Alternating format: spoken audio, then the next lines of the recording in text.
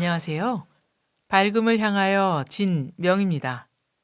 오늘은 박윤미 작가님의 내가 나보다 잘 살았으면 좋겠다의 23번째 편을 읽어보겠습니다.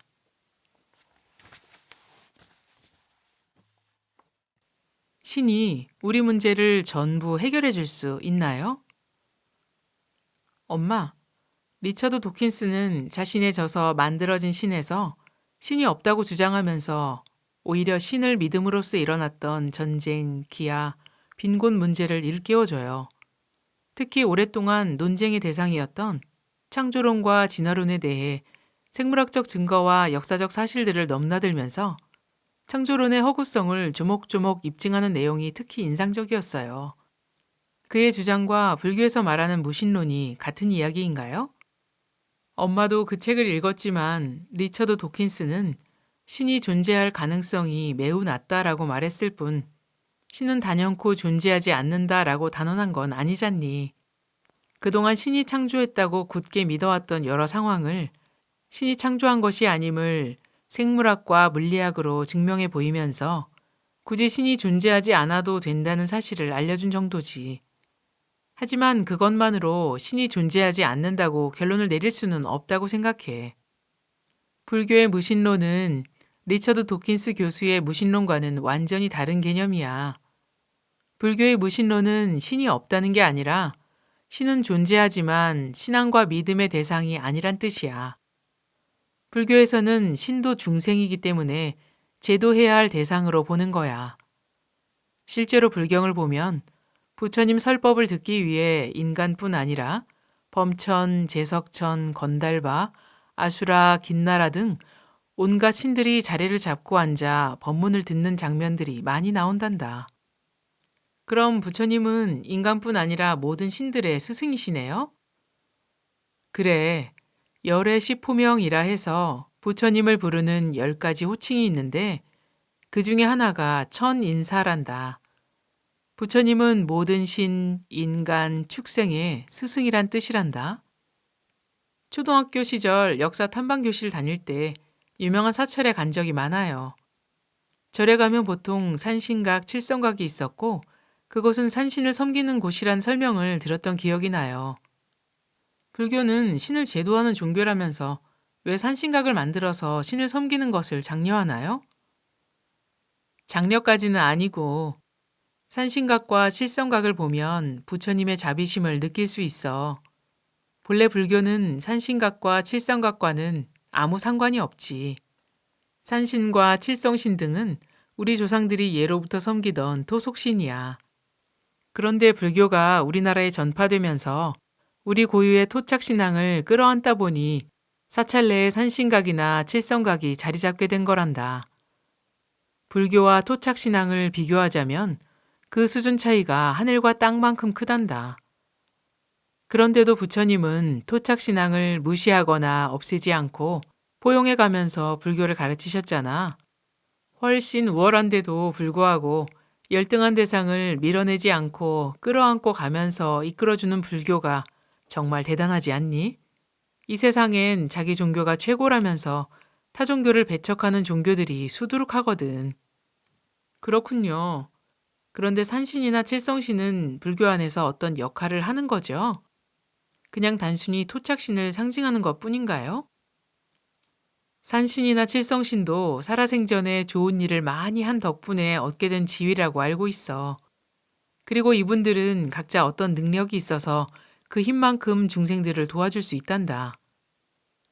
이런 신들도 부처님께 귀의해서 불교 수행을 하면서 한편으로는 불교를 공부하는 사람들을 보호하고 도와주기도 하는 거야. 부처님은 알면 알수록 굉장한 분이네요. 그러고 보니 리처드 도킨스 박사는 불교에 관해서는 잘 모르는 것 같아요. 불교를 알았다면 신에 대해서도 정확하게 알았을 텐데 말이에요. 그럴지도 몰라. 하지만 어릴 때부터 기독교 문화권에서 성장한 도킨스 박사가 신을 믿는 종교의 허구성과 모순을 이토록 논리적으로 파헤쳤다는 사실은 대단해. 학자로서는 정말 존경스러운 분이야. 저를 포함해서 사람들 대부분이 신은 전지전능하다라고 알고 있어요. 그런데 신도 중생이고 구제받아야 할 대상이라고 하니까 좀 어리둥절하긴 해요. 우리나라의 토착신앙을 비롯해서 세계 각지에 신을 섬기는 종교들이 많잖아요. 신에게 뭔가 도움을 받는 면이 있으니까 그렇게 오랜 세월 동안 각지에서 사람들이 신을 섬겨온 거 아닐까요? 그래, 신도 인간처럼 불완전한 존재란다. 다만 육신이 없기 때문에 인간일 때보다 능력이 월등하게 되는 거야. 그래서 어려울 때 신에게 빌면 도움을 받을 수가 있는데 그런 도움도 그 신의 능력 한도 내에서 가능할 뿐이지 다 되는 건 아니야. 문제는 신에게 빌어서 도움을 받게 되면 결국 신에게 지배받게 된다는 사실이지. 신도 중생인지라 사랑, 미움, 질투심이 있어서 자기를 믿고 따르다가 다른 신을 섬기면 복수하기도 한단다.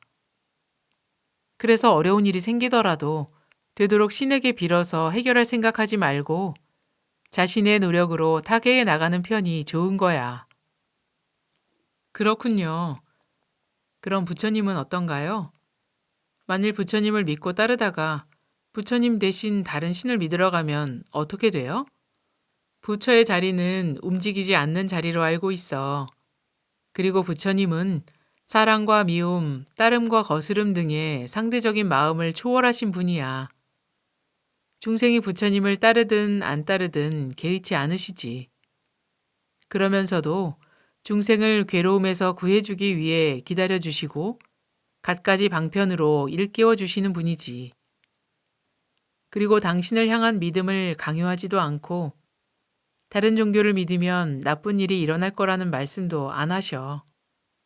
그래서 알면 알수록 부처님 앞에 저절로 고개를 숙이고 믿음이 깊어질 수밖에 없단다.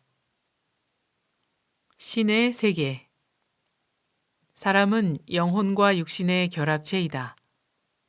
일정 시간이 지나 육신의 수명을 다하면 영과 육이 분리된다.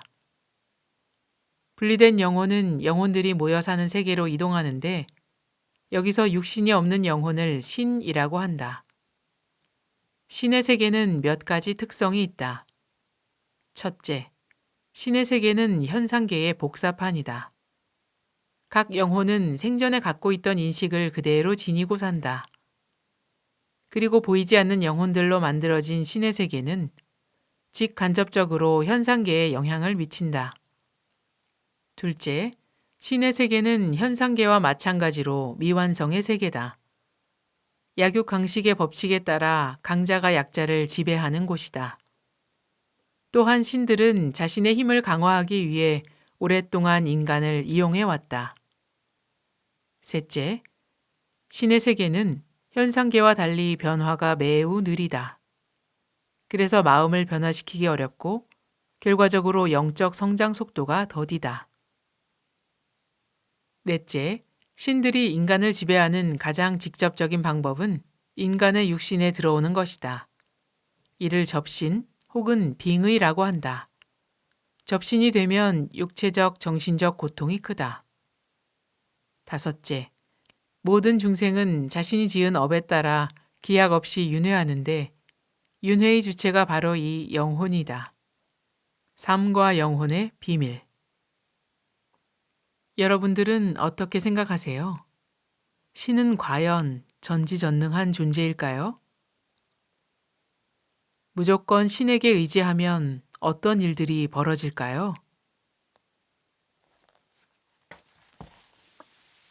매일 지혜로워지는 우리를 위하여 진명의 책 읽기는 계속됩니다. 여러분의 관심과 사랑은 큰 힘이 됩니다. 그럼 다음 시간에 만날 때까지 안녕히 계세요.